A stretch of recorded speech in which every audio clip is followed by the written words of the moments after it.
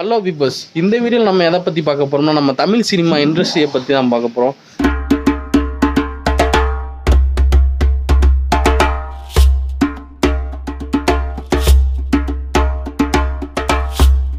Tamil cinema இண்டஸ்ட்ரியில் வந்து எங்கேயோ வளர்ந்து போயிருச்சுங்க. இன்றைக்கி வந்து உலக அளவில் ஹாலிவுட் ரேஞ்சில் படம் எடுக்கிறவங்க கூட டைரக்டர் இருக்காங்க.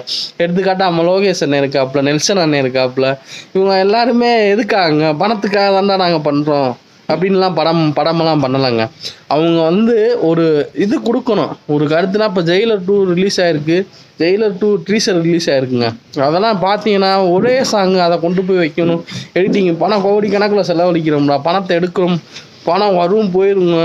கிட்டத்தட்ட ஒரு 150 கோடி 200 கோடி படம் பண்ணுறவங்க வந்து எல்லா பட்டிலையும் கடை வாங்கி தான் அந்த படம் பண்ணுவாங்க. யாருமே தனியாலாம் அந்த பணத்தை போட்டு படம் பண்ணுறதெல்லாம் இல்லை.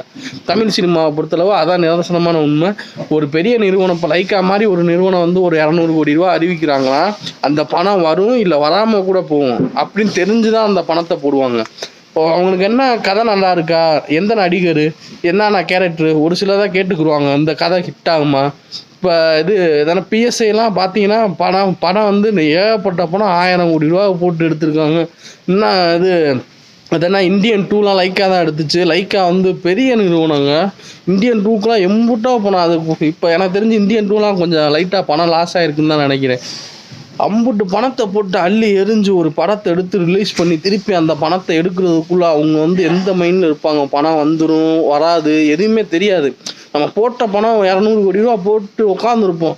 பணம் ஹிட் ஆச்சுன்னா 300 கோடி ரூபா வந்துடும்டா. லாபம் ஆச்சுன்னா வந்து சந்தோஷம்.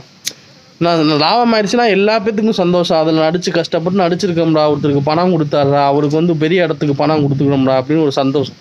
அதே இது லாஸ் ஆயிடுச்சுன்னா, அந்த பணம் லாஸ் ஆயிடுச்சுன்னா மிகப்பெரிய வருத்தங்க. எல்லா பேத்துக்கும் அந்த வருத்தம் இருக்குங்க. நடிக்கிற சின்ன ஆக்டர் முதல் கொண்டு பெரிய ஆக்டர் வரைக்கும் ஒரு கஷ்டம் அனுப்பிப்பாங்க.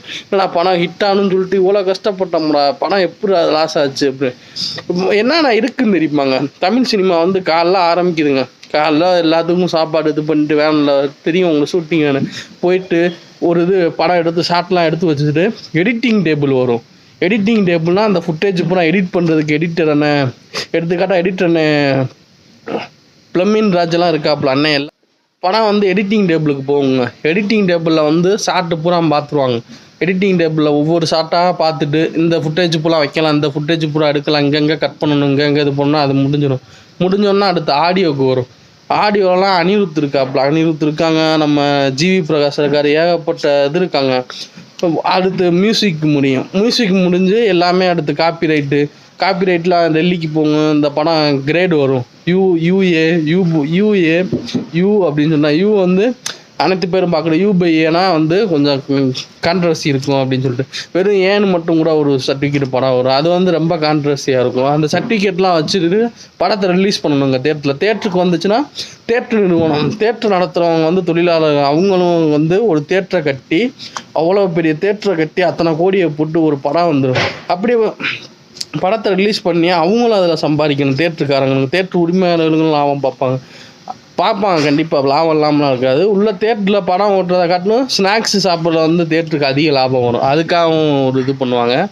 சரிங்க, படம் வந்து எப்படிங்க ஒரு ஃபுட்டேஜ் தேட்டருக்கு போகும்? முதல்ல வந்து ரீல் வந்துச்சு. இப்போ வந்து எப்படி தெரியுமாங்க? இப்போ எனக்கு தெரிஞ்ச நான் ஒரு வீடியோவில் பார்த்தப்போ வந்து அவங்க வந்து பணம் கட்டுவாங்க. ஒரு கோடு வேர்டு மட்டும் வரும் தேட்டருக்கு வந்து. அந்த கோடு வேர்டை வந்து போட்டோம்னா அந்த டைமிங் சென்னையில் இருந்தாங்க எல்லா தேட்டர்லையும் ஓடும். அவங்க வந்து அங்கே அந்த கோடு வேர்டு மாதிரி கொடுப்பாங்களாம். அந்த கோடு வேர்டு வந்து போட்டோம்னா உள்ளே வந்து படம் வர எத்தனை மணிக்கு ஷோ ஆரம்பிக்குது, இந்த மாதிரிலாம் எப்படிலாம் கொண்டு வந்துட்டாங்க பாருங்கள். முதல்ல ரீல் பெட்டியில் ஆரம்பித்து தமிழ் சினிமா எங்கே இருந்துச்சு?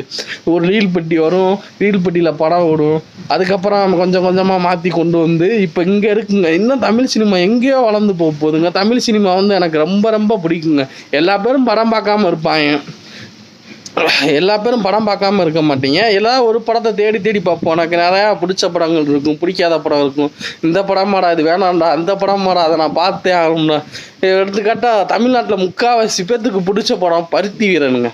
பருத்தி வீரன் அந்த பாட்டு உண்மையிலே சரியான படம். அமீர் அண்ணன் மிரட்டிட்டாப்புல. இன்னும் எந்த படம் எடுத்தாலும் ஒரு சின்ன ஒரு லிங்க் இருக்கும். பருத்தி வீரன் மாதிரி யாரா ஒரு படம் எடுக்க போகிறாங்க அப்படின்னு. உண்மையிலே அது எந்த மைண்டில் எடுத்தாலாம் தெரியாது. ஆனால் சரியான படம், எனக்கு பிடிச்ச படங்க பருத்தி வீரன்.